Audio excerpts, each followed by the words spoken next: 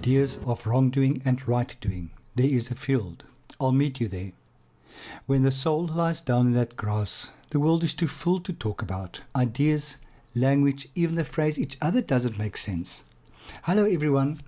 Today I talk with my recovery friend Nicole. As you will hear, she was in my first ever NA meeting. But it was not until about 2 years later that we got to know each other well at a trauma counseling weekend. You will hear her talking about SLA and SLAA. That stands for Sex and Love Addicts Anonymous. Once you commit to their program, you normally work through the first 3 steps in what they call the HOW program. That is what Nicole is referring to in part of her story. I really had fun during this interview, but the recording was quite long, so I unfortunately had to edit out lots of our banter, sharing memories and laughter. So let's get to it.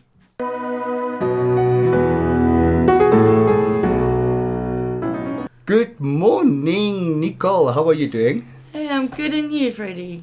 I am very well, thank you very much. Today feels like that back to life, back to reality situation. I'm so not willing or able to be here. I'm still in denial for a little bit longer. The worst of all is that I set my alarm clock for the right time this morning, and I don't know what happened, but the cell phone battery went flat, so it was off, so it didn't go off. Sure. So I started my first day back to life an hour late. Oh dear, and I was early, so all this additional pressure. I'm not going to panic about it. I'm so not going to panic about it. I'll just take this day as it comes. Well, someone it's actually really nice. Yeah, someone once said to me, now's not the time to panic.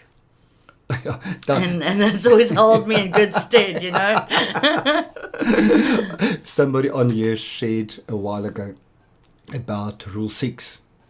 Don't take yourself so damn seriously. Yeah, so this morning I remembered Rule 6. You know, and then poor Tyson hasn't been for nice walks. So I also promised him this morning he'll go for a nice long walk. Yeah, well, we need to take care of our pets. Mine were on the beach this morning. So. Is it? Oh, cool. Do you live far from the beach?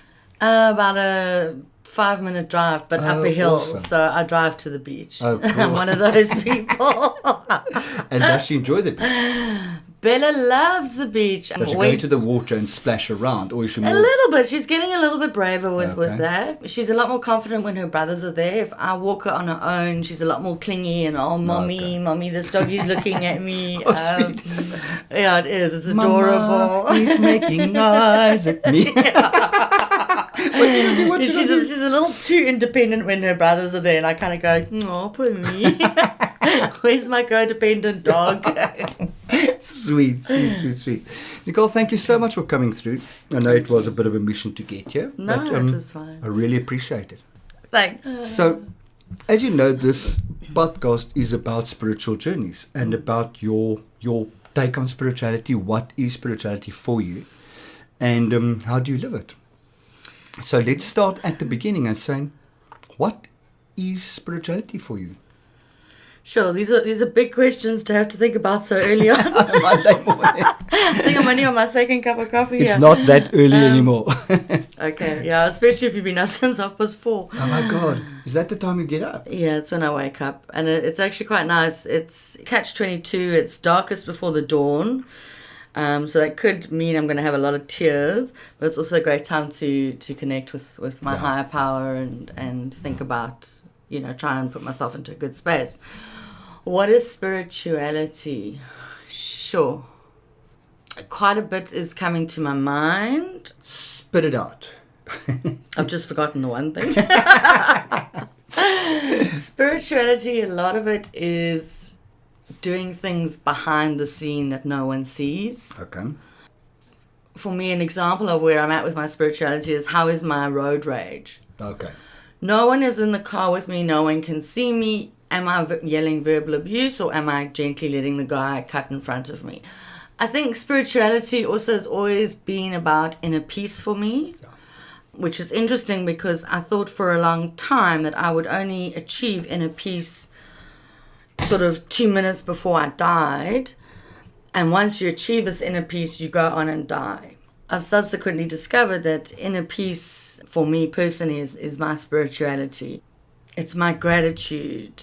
I started working through your book. The first layer And in the first couple of days, there was a question, and was, what behaviors do you miss from being in recovery? Yeah. And that was when I realized that I was no longer spiritually connected anymore, because I suddenly realized that I missed the gratitude I had. I was sick of the judgment and the criticism I had around everyone and everything. The poor me, the victim thinking.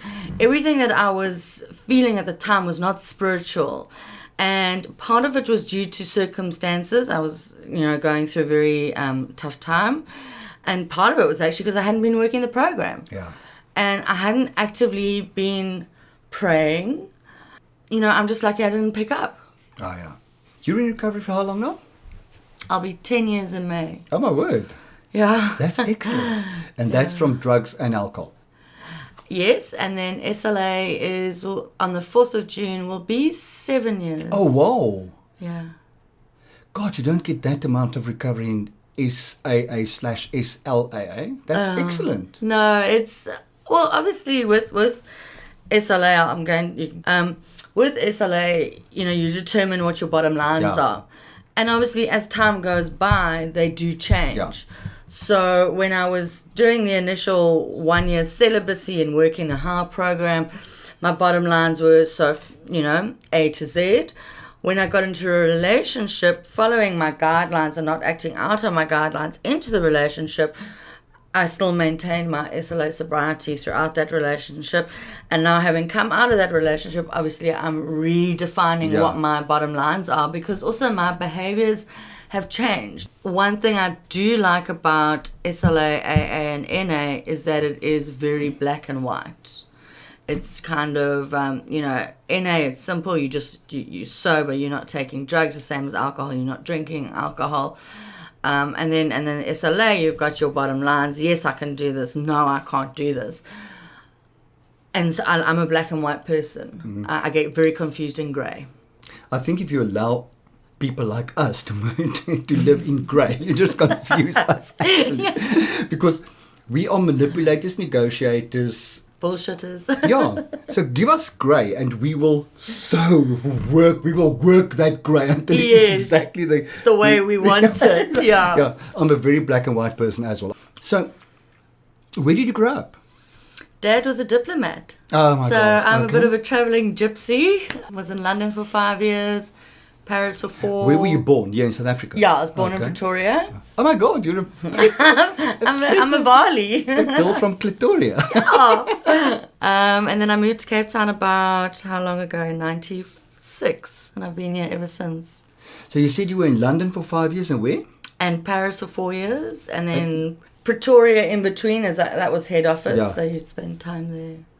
And how old were you when you were in London and Paris? London, I was about 4 or 5 months. Paris, I was there from 12 going on 13 to 16 going on 17. Oh, so that was my hooligan years, starting to get out there, cause a bit of chaos, getting into trouble. When did you start using? It all depends on what you're talking about. As in badly? Can you be specific? No, I had, I started smoking cigarettes probably when I was about 10. I think that's sort of, it was on the slide, but that's sort of where the addiction started to kick in. But if I look at my behavior as a child, it was very evident. I remember being between the age of, I was in primary school, I can't give you an exact age, but probably around about standard 2, I remember drinking a bottle of grape juice, like a squeezy liquid fruit of grape juice, really quickly, and then running around acting as if I was drunk. I don't think it's normal behavior for kids in primary school, you know what I mean? I had my first drink when I was 12. In Paris. The best French wine Yes, you could get. and it was gin of all things. It Okay. was gin. But prior to that, I had my first headache pill when I was 12 for migraines. So my migraines have been going on since I was 12. Okay. And those pills did play a very big role in my life. Okay. But yeah, I remember the drinking. It wasn't that, oh my gosh, this is like everything to me now.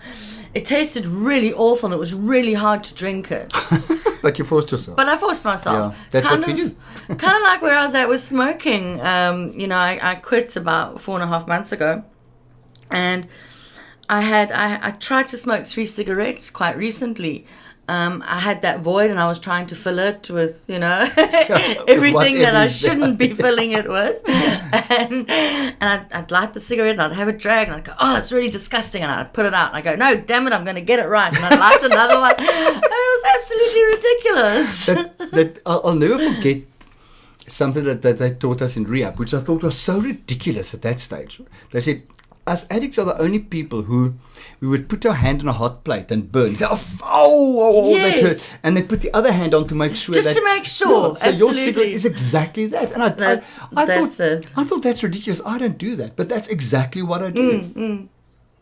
Your high school was basically in Paris. In Paris. And then you came back to South Africa. And then I came back and I did my matric at Abbott's in Cape Town. Okay. Yeah. And what did you do? Where were you spiritually at that stage? Did you grow up with a sense of church spirit? I was brought up Methodist. My mother was Catholic. My father was Methodist. And they just said, you know what? Methodist is quite an even keel down the middle line. Yeah. We'll get you baptized. You'll go to Sunday school. And then when you're old enough to figure out what all this religion is about and all the different types of religion and belief systems, then you can figure that out for yourself. Okay. And did you connect with that? I found my old Bible a few years ago, and on it I've got written in my handwriting, my child handwriting, I love Jesus, I love everybody. And I just thought that was the sweetest thing I've ever seen. Sweet. I could just see myself as a little 6-year-old or 5-year-old going, I love Jesus, I love everybody. I haven't got the everybody thing still, I'm working on that. When I went to Paris, my sister and I, we went to the British School of Paris. Just before we left for Paris, my sister had gotten involved with the Baptist church. Okay. And my take on them was quite negative because they said like the gummy bears were evil and the Smurfs were evil. And this is what people were saying at that time. Yeah. We're talking the late 80s. So I found that very difficult to, I loved my gummy bears. How can you say they're evil? Like, I'm not going to listen to you now. And then I suppose when I came back to South Africa, or when I started smoking marijuana, to be more specific, I believed myself to be a very spiritual person. It wasn't until I got into recovery that I realized what it's about. Yeah. So it was this, I was spiritual when I was stoned. Yes. Because you had good ideas and felt apparently, and I also thought I was a great artist when I was stoned, you know what I mean? I'd do these pastel drawings and I'd be like, what the hell? what happened here? Yeah.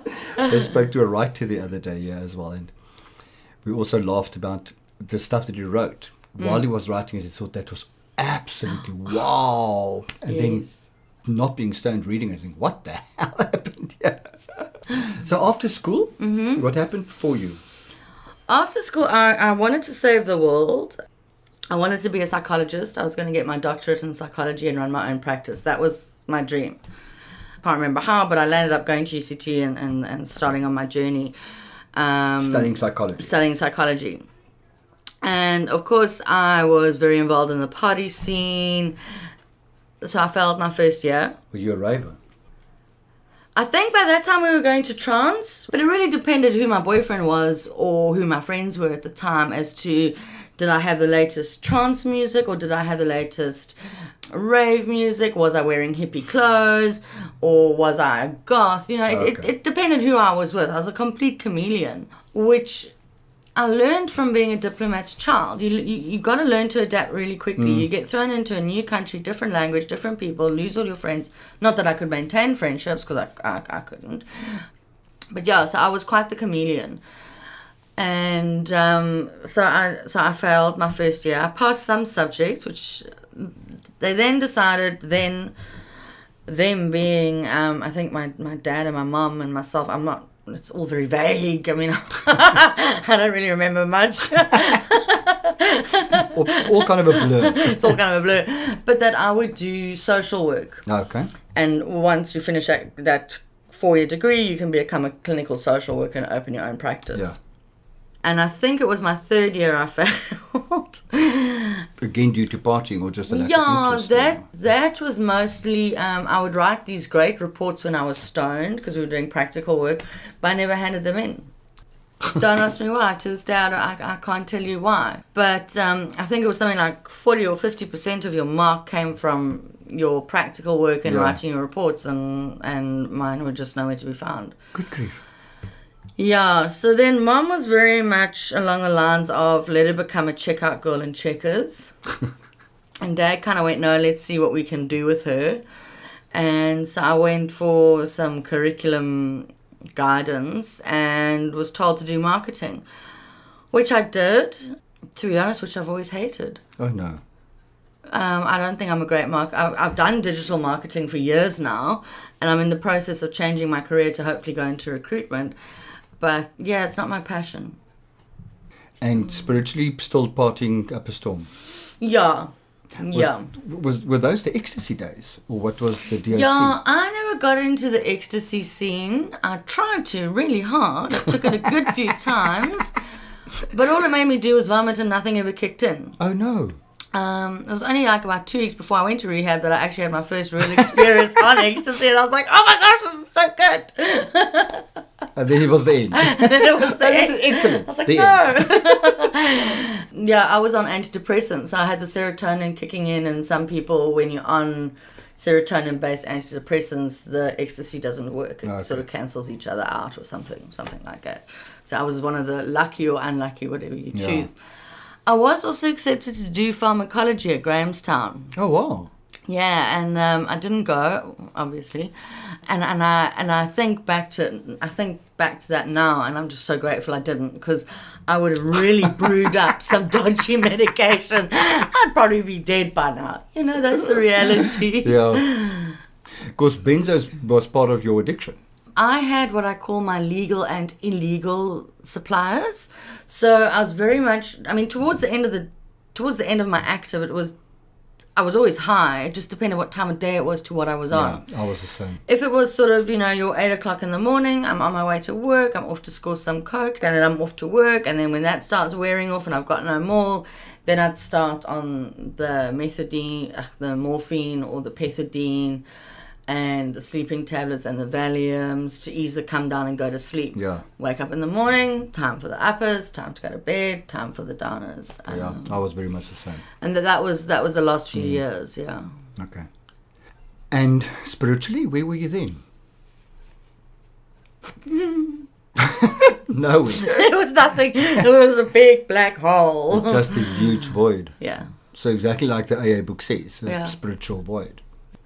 Your father died when? 5.5 years ago. 5.5 years ago. You seem to have been very close to him. Yeah, he was a good guy. I mean, we had a complicated relationship, but a very simple relationship at the same time. So he wasn't really around much, and my mother resented that, and then I took on my mother's resentment. Okay. So even I call them my mother truths. Things that I take on that I didn't think up myself. Okay. But that, like my mother would say, like, I'll never forgive your father for not being around for you. Oh, I'll take that and add that to my little rucksack of resentments now. Yeah. But it was, I think he retired when I was about 18, and suddenly he was, who are you going out with, where are you going, what time are you going to be home, and all of this. And I was kind of, well, who are you? Yeah, so from completely being absent to suddenly kind of wanting some form of command. Yes. And then when I was about 22, I'm not sure of the exact age, he had an arrhythmia. Now, he'd had a heart attack years before, but he had an arrhythmia. And the doctor said he's probably got 6 months left to live. Oh, wow. And this was when I was 22. And it kind of dawned on me then that it might be too late for that perfect father and daughter relationship, but it's not too late for a kind of relationship. Yeah. And then it also dawned, and I was quite amazed by this because I was still inactive and I actually had some good ideas here. The other thing that dawned on me was that what defines the perfect relationship?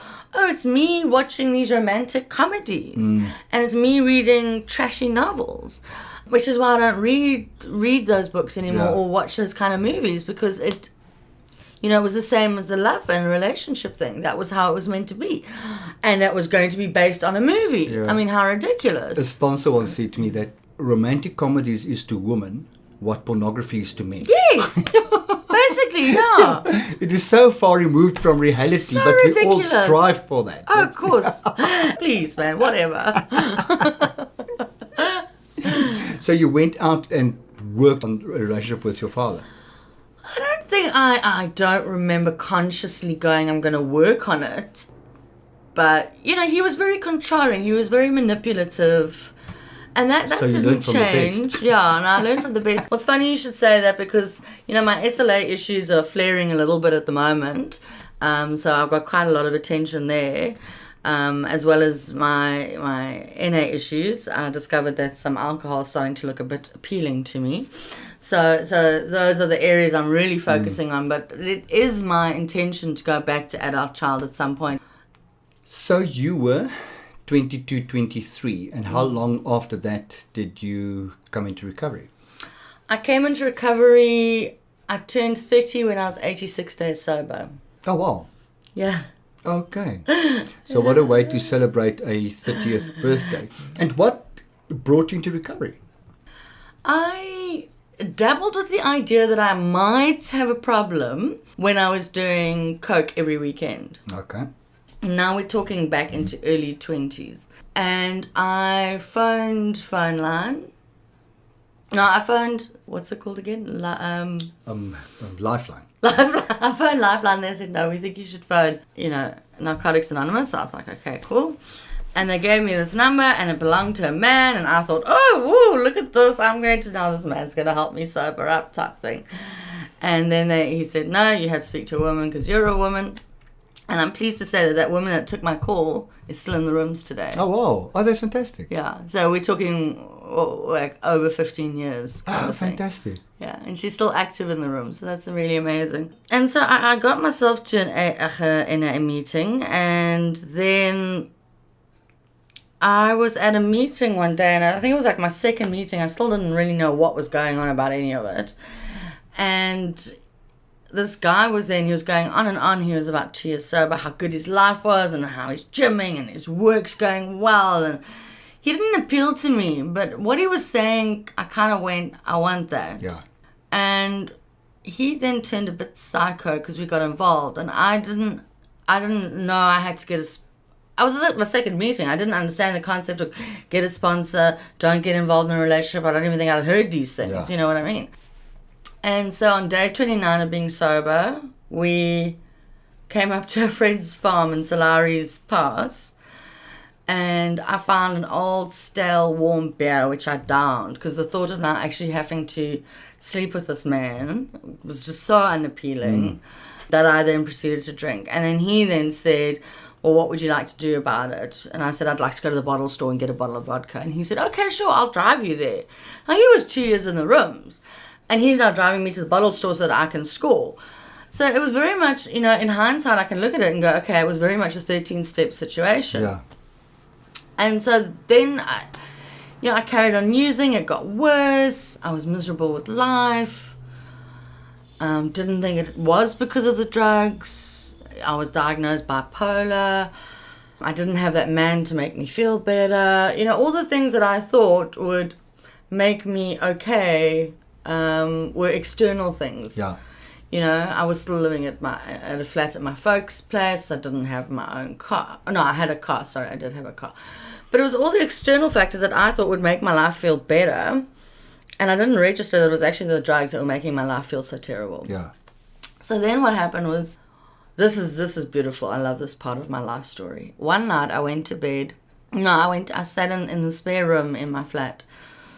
And I said, my exact words, I still remember them, were, look, I know you're out there, but I need something physical and tangible that's going to come help me.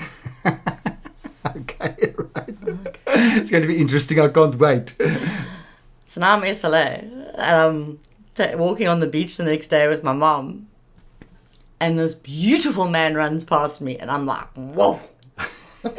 Then he does a U-turn at the end of the beach, and he starts running towards me, and I go, oh, I know him. And we swapped numbers, we agreed to meet for a coffee. So you did know him? Okay. Yeah. So we met up for coffee, and over the next day or two, that initial meeting, I was like, you're looking so great. There's this inner peace about you. Like, what's going on? Where have you been? You know, I must do this kind of thing. He went, Nicole, I went to rehab. Oh, wow. I said, okay. And so then I slowly started to tell him my story. I kind of said I had a problem with opiates. And then I kind of went, okay, and also cocaine. Whisper it behind your hand. Yeah. And over like 2-3 day period, the whole story came out. And then I phoned him. I went to work that Monday, and I came home, and my dad said, I want a financial recon. Okay. Because I'd been borrowing money from him. So between my friends saying, I'm going to help you get into a treatment center, and my dad going, game's up, what is going... Because my parents had no idea that I was using. I thought, okay, well, I'm going to run away now and run away to a rehab in the middle of the night in the middle of nowhere. So I phoned this friend of mine, and he was like, sure, I'll come fetch you, we'll take you through, there's a bed for you, blah, blah, blah.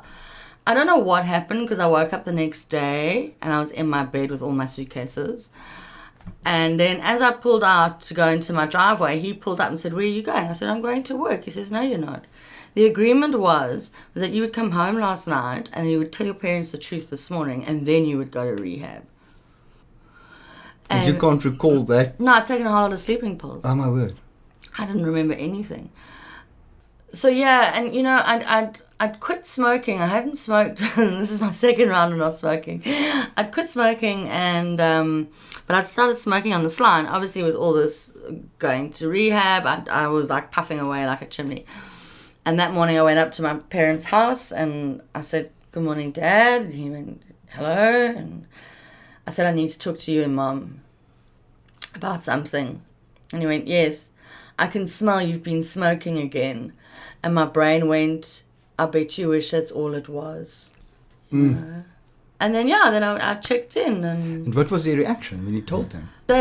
They were so much of the attitude that now they knew what the problem was, we could do something about it. Okay. Because they knew something was wrong with me, but they had no idea what it was, you know. My mother said the same. She said, Tilda, I knew something was wrong with you because that's not you, but I had no idea what it was. Yeah. So now I'm very relieved that at least we know what the fuck is going on. Yes.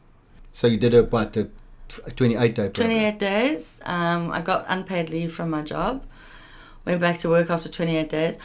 So going into treatment, what happened for you spiritually? Well, because I'd had this, I prayed, and now the miracle, the divine intervention occurred. So where did you know this guy from, by the way? Oh, we waitressed together. Okay. Yeah, years ago. When I was still studying. So I kind of had this divine intervention. So I had no issue with the concept of what I referred to at the time was God.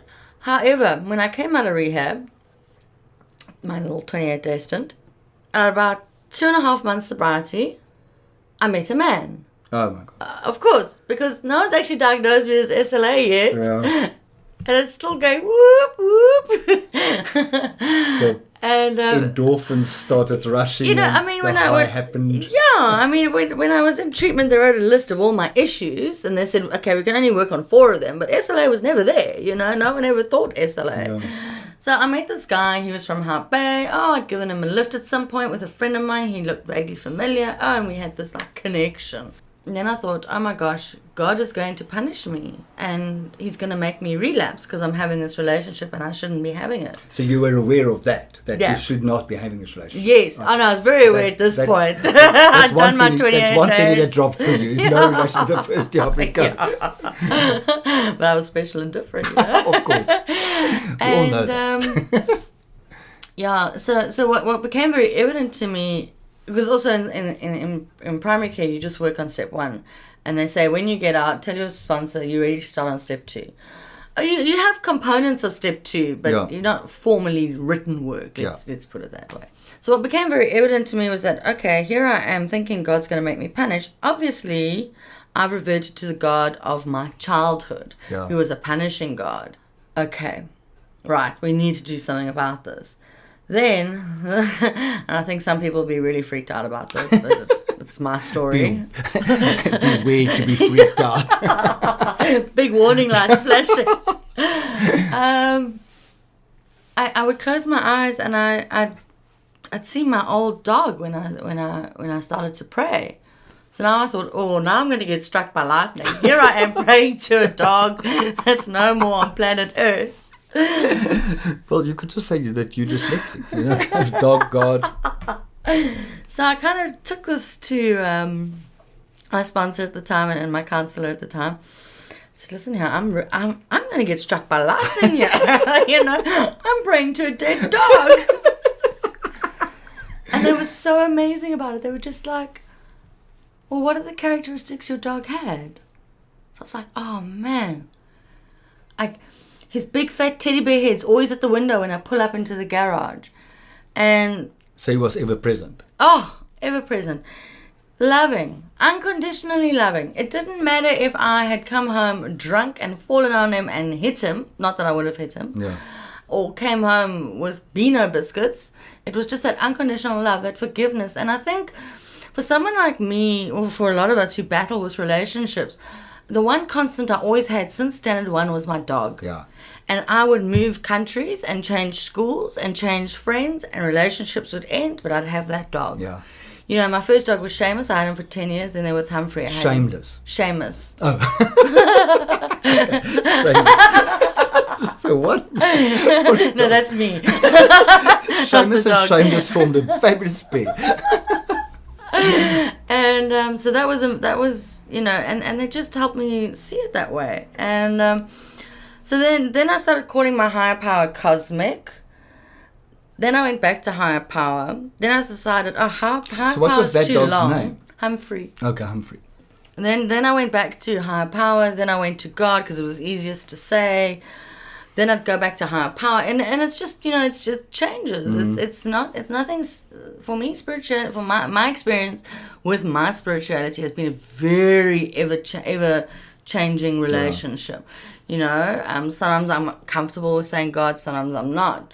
Sometimes I'm praying, sometimes I'm really angry and writing anger letters at God or higher powers. Yeah. And I think that's what I went through in the middle of last year when my relationship ended. Lost my job, I lost my home, I had to give up the dog, and it was just and then I went and quit smoking 2 weeks after that.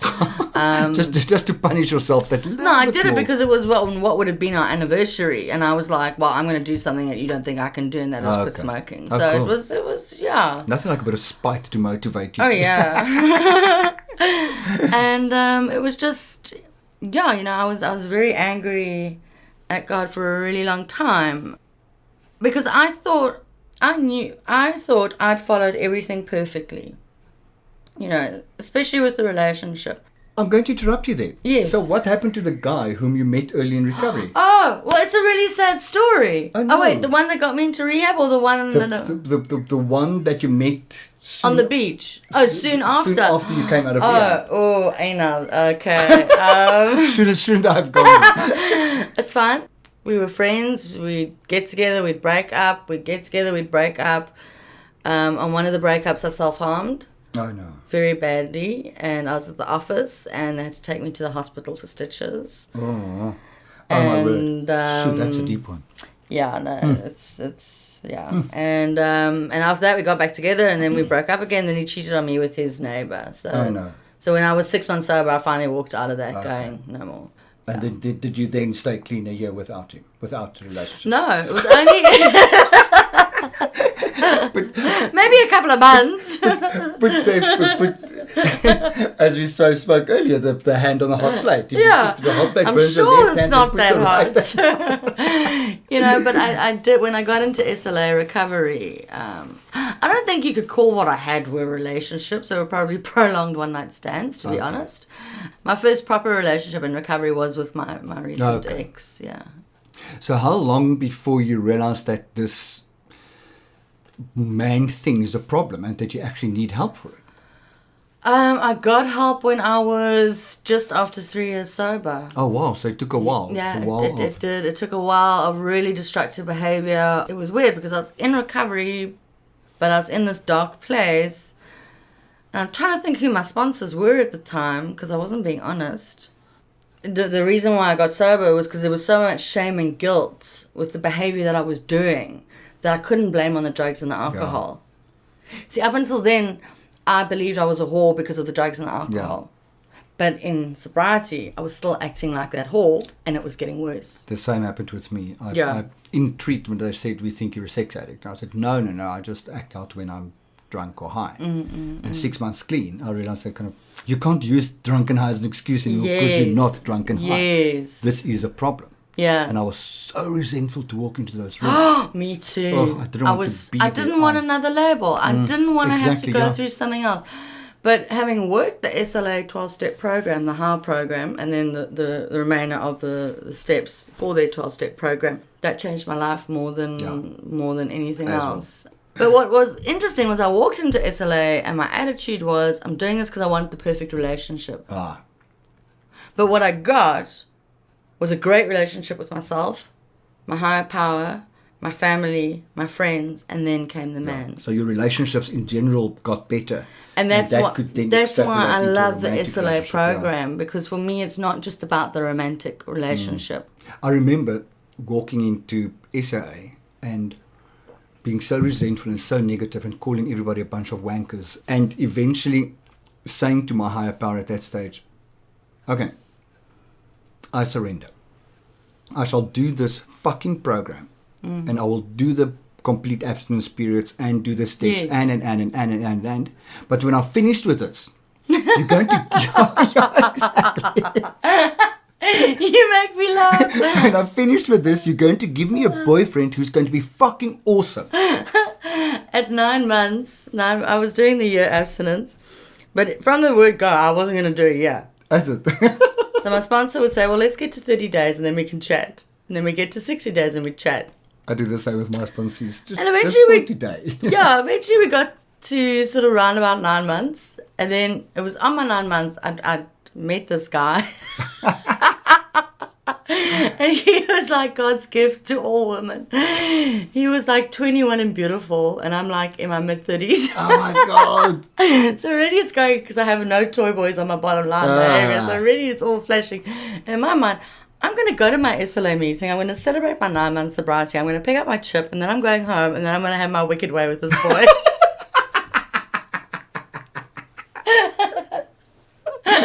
And is that what happened? No. Oh, cool. I sat in the meeting.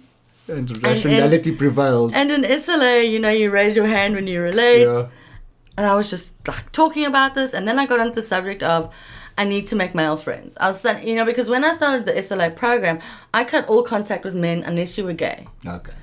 My straight male friends, I was getting googly eyes for. I didn't know who was what in the zoo anymore. So at 9 months, I'm like, okay, I'm like ready to try this thing called friendship with the opposite sex. And I don't know what to talk to them about because, it's all about recovery. And what else do you talk about? Well, you just talk about the weather.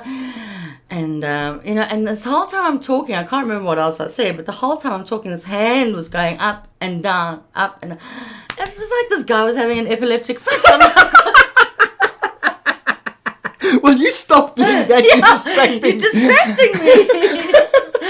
And what's really funny was after that meeting, I got 2 men said to me, we're in the same, we relate. Yeah. And I got 2 guys' numbers. One I was then friends with for 6 months, and we then got together as a relationship. And the other's still a friend of mine who lives in Joburg. Oh, cool. Yeah. I remember on my 9 months in SA, I cried through that whole meeting. That was me through the first 3 weeks. I was still in so much pain. I had no idea all the stuff I actually had to deal with. Oh. And I remember so well that my sponsor was sitting next to me, just consoling me the whole time. And there were 3 newcomers, of which one was exceptionally cute. Why do they do that? And the whole time I was thinking, this is so embarrassing. What message am I carrying to these newcomers? Sitting pissing crying on 9 months. What are they going to think? I don't want that. You were in my first ever NA meeting. Oh my God, I'm so And you sorry. cried. I think I cried for about 6 years. And you cried. And you shared and you cried. And I thought, but what the fuck is wrong with this chick? You know, how can you be clean and not okay? Yeah. I think, but it's something that my sponsor once told me. She said to me, straight down the line, be your authentic self. Yeah. Stand in your truth. Absolutely. And the message you're giving to the newcomer when you're falling apart is that you can still stay sober Exactly. Yeah, when you your can world go is falling through the apart. pain without using. And that took me a while to realize as well. I Yes. can go through this. The message is, it's not perfect, and you're in pain because we're working through stuff. We're going Absolutely. to fetch that stuff, and we Absolutely. don't have to use on it. It's okay. Yeah. So that's a huge I mean, my message. previous year, I'd say not last year, the year before, the last 2 years before my breakup, I didn't have any growth. I mean, I looked at my career, there were no great changes there. I looked at my friendship circle, there were no great changes there. There was just no growth. Yeah. And then suddenly, when everything just like hit and impounded 5 months ago, there's been so much growth since then. Yeah. So if you have to define your higher power now, what would it be? A glowing, warm love bug inside me. Oh, cool. Fabulous. There's something else I want to go back to. Oh boy, which man? No. When I was early recovery, I got to know you much better on a trauma course we did together. Yes. What brought you to that course? That was a heavy sigh, in case you didn't hear that. The shoulders drooped. I'm trying to remember. Was it just kind of, I need to do this to scratch to the next level of what's going on? You must have been about 2-3 years clean by then. Yeah. No, because I remember I was working, it was my same boss that I asked for time off to go to that weekend, and that then pulled me aside, because he'd known me for many years and he knew me in active. He then pulled me aside and said, are you using again? I'm like, no, why? And he goes, because your behavior is totally erratic and we need you to do a random drug test for us. Oh, my word. And that was just after I started working in the SLA HOW program. Oh, my word. Okay. Yeah. So I either would have gone on that trauma weekend just before or just after I came into SLA. I can't remember what brought me to working it. I still, a few I have things no I remember idea. from that weekend. which I I'll never cried. forget. During the first meditation of the whole weekend, we cried. It was the one where we had to take our inner child for a walk through the forest and point things out to them. I Do don't you even remember remember that? that. I remember that very well. I have a terrible memory. I blame it on my medication. So do I. But that made such an impact. I remember it. Do you remember the meditation where we ate the orange? No. Not. Oh my God, that made such an impact on me. I remember Did we having have- to stand and look in people's eyes. Yes, that was the right at the end. That was And the- flippin' freaky. And the breathing. The breathing round 1, I just cried. And round 2, I laughed. And I thought, oh my gosh, what's wrong with me? Everyone else is crying, now I'm laughing. And they're going, no, it's okay. We all experience it in our own manner. And That breathing first thing was, Yeah. what was it called? Breathwork. breathwork, Yeah. something like that. That all of us rolling around on the floor. Poorly. Cried a lot. Do you still connect with your inner child? Yes, it's funny you should say that. I met up with someone from the rooms recently, and that I go through phases like my spirituality where I'm not that active, but something that my first sponsor taught me was sometimes just check in with yourself. And she actually did it when I got into that relationship in early recovery. She couldn't tell me not to do it because she'd done the same. Okay. But she said, what I do suggest you do is that you promise your inner child that you will do your damnedest to make sure she is fine, regardless of what happens. Okay. And so I've done quite a bit of work with her now, obviously after the relationship ending and all of that, going, it's okay, baby girl. So you were introduced to inner child work long before the trauma weekend? Yes. Through their sponsor? Yeah. Yes. I got to know the inner child thing at the trauma weekend. No, I also got to know her through my counsellor that I had, who was really wanted me to go and work at our child. Okay. Oh, concept of your higher power. You said it's a yes. glowing little... So it's something I like to do is tune in and I feel it in my gut. So your higher power, you believe, is inside you. Yeah. Okay, yeah, I do as well. I also believe it's outside Yeah. me. Love songs I dedicate to my higher power. Okay. What other weird things do I do? Except being you. I guess what was really weird was when I started praying again now, I started like all these things started happening that weren't coincidences. They were definitely a result of praying. Do you meditate? Oh, that's what I wanted to talk about.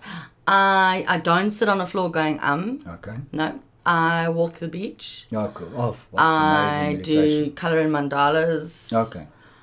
I do bath, cooking. You know, that was something my first counsellor taught me was that, you know, this guy came into the room and he was bragging, oh, I meditate 20 hours a day. And the meditation guru said, well, what about the other 4 hours?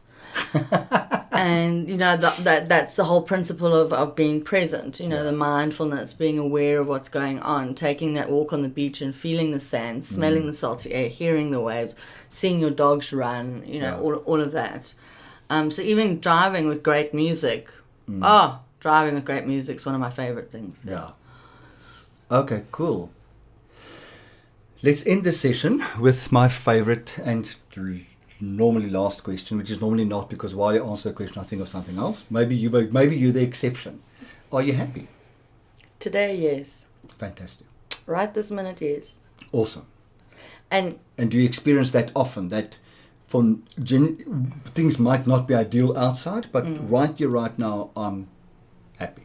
yeah, I think there are 2 points I want to pick up on. The one is I mentioned this at a meeting recently, is the inner peace, being in the eye of the storm. So my whole life is in chaos, but I'm eye of the storm, and I'm good.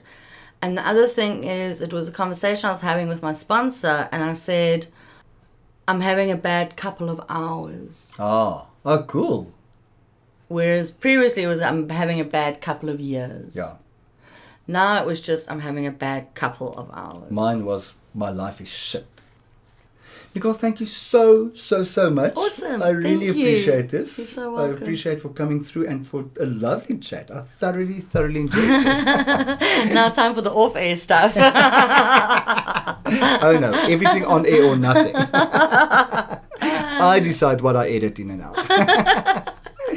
So have a wonderful rest of your day. Thank you, you too.